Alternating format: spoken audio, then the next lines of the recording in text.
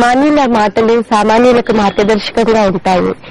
ఒక మహా వ్యక్తితో మాట్లాడితే 100 పుస్తకాలు చదివినంత జ్ఞానం కలుగుతుందని ఒక నానుడి. కరీంనగర్ జిల్లాకి చెందిన భీష్మ పితామహుల వంటి వారు శ్రీ జివ్వాడి గౌతమరావు గారు. వీరు అటు సాహిత్య రంగంలోనూ ఇటు రాజకీయ రంగంలోనూ ఎంతో ప్రభావితం చేసిన సవ్యసాచి.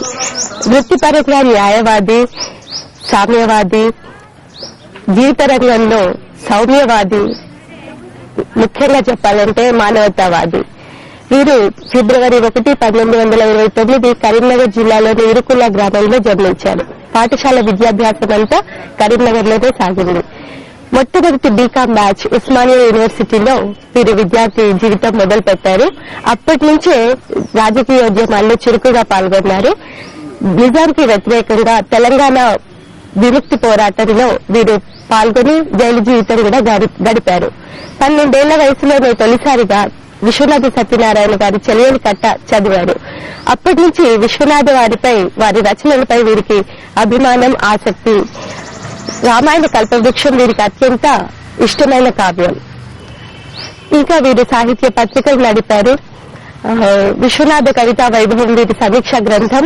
విశ్వనాథ గారు కూడా తమ భ్రష్టయోగి నవలను వీరికి అంకితం చేశారు.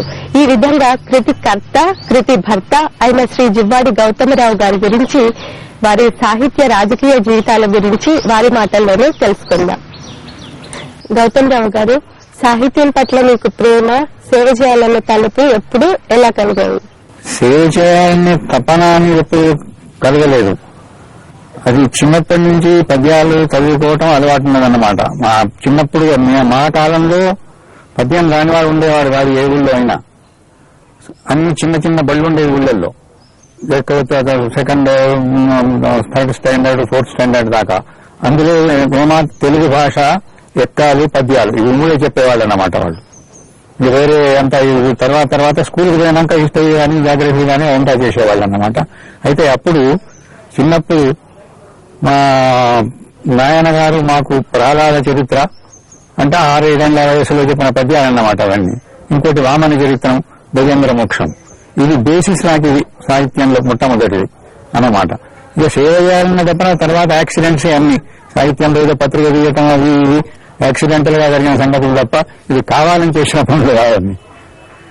అదిగాక ఒక రకంగా సాహిత్య సేవ అనే మాటకు అర్థం లేదు. రాజకీయాల్లో సేవ అనే మాటకు అర్థం ఉంటే ఉండవచ్చు కానీ because it is quiet personal.